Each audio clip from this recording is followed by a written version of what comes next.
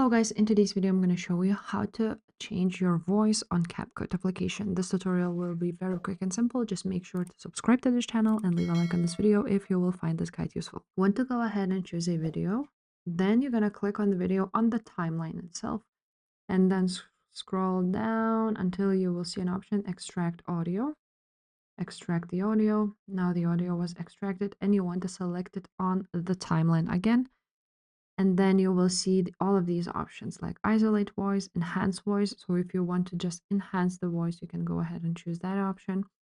Or if you want to change it completely, then you're gonna click audio effects. And from here, you will see voice filters and voice characters. So if you want to, for example, do a high pitch, choose this option.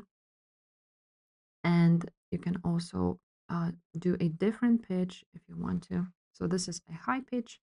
And after you will be done, then you can go ahead and export your video with a different voice. If this video was helpful, make sure to subscribe and I will see you next time. Bye.